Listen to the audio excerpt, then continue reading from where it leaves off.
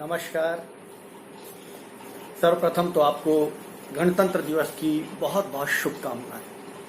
मित्रों, आज लंबे समय के बाद हम मिल रहे हैं वास्तु टिप्स की 5वीं किस्त के साथ, और इसमें हम भारतीय संस्कृति की मूल आधार गौ माता पर आज बात करेंगे। गाय हमारी संस्कृति का मूल आधार है। गाय के बिना सनातन धर्म और हिंदू संस्कृति की कल्पना असंभव है। हम जब भी किसी शुभ कार्य का मन में विचार करते हैं, सबसे पहले हमारे मन में गाय आती है। जब भी हम पवित्रता की बात करते हैं, सबसे पहले हमारे जहन में गाय आती है। तो गाय हमारी संस्कृति का एक आधार स्तंभ है। आज हम ज्योतिष और वास्तु के आधार पर गाय के महत्व पर बात करेंगे।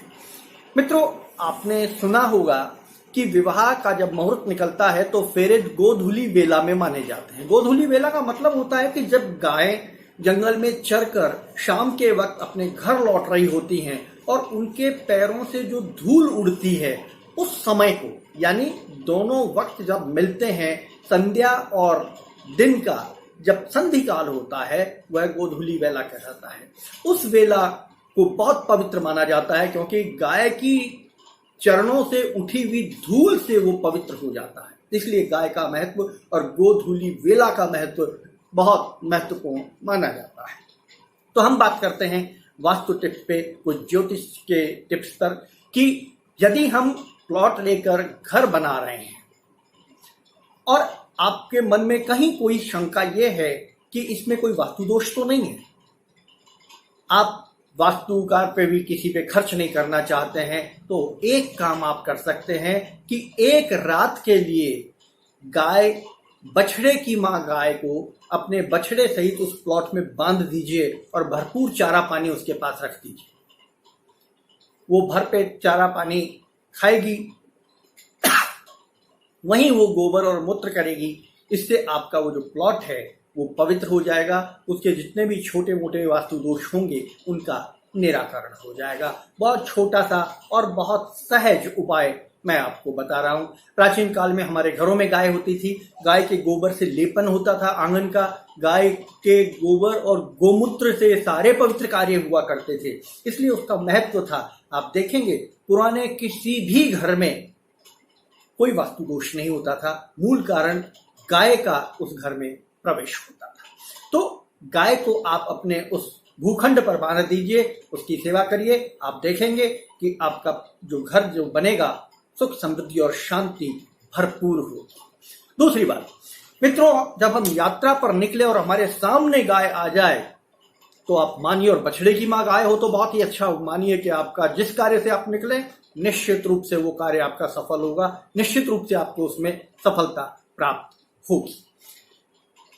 कुंडली में यदि शुक्र आपका दोषी है, नीच का है, छठी राशि में, कन्या राशि में बैठा हुआ है, 6, 8, 12 में यदि है, तो प्रातः काल आप भोजन में से एक रोटी निकालकर गाय को गुड़ के साथ दे दीजिए। आपका शुक्र बहुत बढ़िया हो जाएगा। आपके घर में सुख शांति और समृद्धि होगी। और सबसे बड़ी बात, यदि वैवाहिक जीवन में कोई भी तनाव होगा, वो अपने आप शांत हो जाएगा, क्योंकि शुक्र सबसे पहले वैवाहिक जीवन को ही गवर्न करता है। इसलिए आप इस विधि से अपने वैवाहिक जीवन को भी सुखी बना सकते हैं, घर में सुख शांति और समृद्धि भी भर सकते हैं। बहुत आसान उपाय है, बड़े अच्छे से आप कर सकते हैं। यदि किसी ने आपको कह दिया कि पितृदोष है, और पितृदोष में सूर्य चंद्र मंगल केतु के और शुक्र केतु के साथ बैठे हुए हैं, पितृदोष हो गया।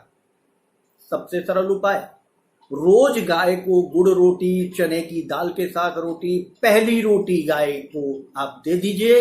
आपका पितृदोष अपने आप शांत हो जाएगा। सबसे सरल उपाय है पितृदोष का, इससे सरल कोई उपाय है ही नहीं।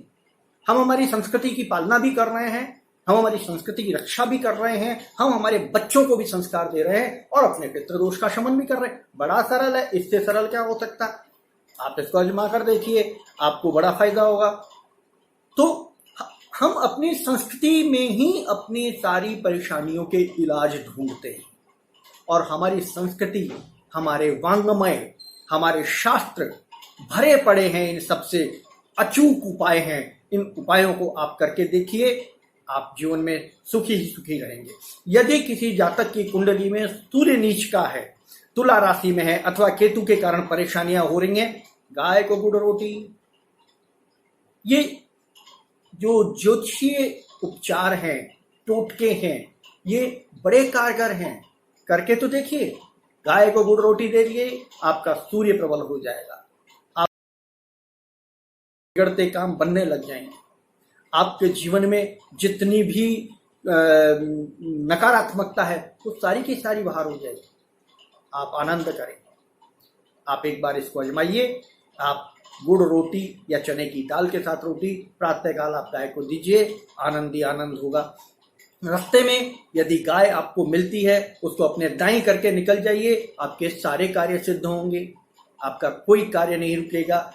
गाय का दूध, दही, घी तन को लगता है, मन को लगता है और मस्तिष्क को प्रबल करता है। कोशिश करिए कि आप अपने बच्चों को गाय का ही दूध, दही, घी दें। आप देखेंगे कि बच्चे की स्मृति बहुत तेज होगी, बच्चे का शरीर बलिष्ठ होगा। आप देखें ना, गाय के बच्चे का शरीर कितना बलिष्ठ होता है, कितना बड़ा, शिव जी का नंदी।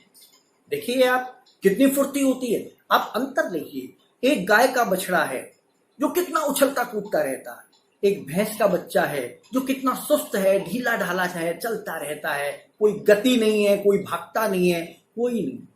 शाम को गाय जंगल से छूटकर सीधी अपने घर जाती है, उसको अपने घर का रास्ता पता है और अपना घर भी पता है, क्योंकि उसकी स्मृति तेज है। भैंस को अपने घर का रास्ता पता नहीं होता। तो ये सारी चीजें हैं। भैंस का दूध और गाय के दूध में जो हमारे बुजुर्ग कहते थे, यही अंतर था। स्मृति तेज होती है, शरीर बलिष्ठ होता है। आप एक बार बदल कर तो देखिए दूध, और फिर देखिए गाय के दूध में, गाय के घी में, गाय के इसमें कितना अंतर आपको मिलता है। फिर हम बात करते हैं कि गाय के कुब्बड़ में बृहस्पति का निवास होता है। आप प्रातःकाल या जब भी आप कभी मिलें और आपको गाय रास्ते में मिले, या आपके खूंटे पर बंधी हुई गाय हो, या पड़ोसी के खूंटे पर बंधी हुई गाय हो, या आप किसी काम से जा रहे हो, बस उसके कुब्बड़ पर हाथ फेर दीजिए, एक बार प्यार से उसको सहला दीजिए, सारे काम, आपका बृहस्पति बलिष्ठ हो जाएगा। आपका बृहस्पति जो है उसकी नकारात्मकता खत्म हो जाएगी, आपके सारे काम बनने लग जाएंगे। और तो और आप ये देखेंगे कि जो व्यक्ति आपके प्रति नकारात्मक विचार रखता है, वो भी अचानक आपके प्रति सकारात्मक हो जाएगा। गाय को गुड़ रोटी दीजिए, गाय के पीठ पर हाथ मारकर उसको सहलाइए, उसे पुचकारिए, उसे प्रेम कीजिए, आपके सूर्य, शुक्र, गुरु सब ठीक हो जाएंगे। फिर गाय के नेत्रों में सूर्य और चंद्रमा का निवास होता है, इसलिए प्रातःकाल गाय के दर्शन करने से आपका सूर्य और चंद्र बलिष्ठ होता है। दर्शन मात्र से ही सारे कार्य सिद्ध होते हैं। तो मित्रों, ये एक छोटा सा मेरा रिसर्च था जो मैं आपके साथ शेयर करना चाहता था। बहुत सारी चीजें इसमें मेरी खुद की आजमाई हुई हैं। बहुत सारी मेरे जो मित्र हैं, मेरे जो आपकी तरह के जो मेरे सहयोगी हैं, उन लोगों के अनुभव के आधार पर मैंने आज आपसे ये बात शेयर की है। आप भी इसको करके देखिए, जीवन में सकारात्मकता ही सकारात्मकता आएगी। नमस्कार।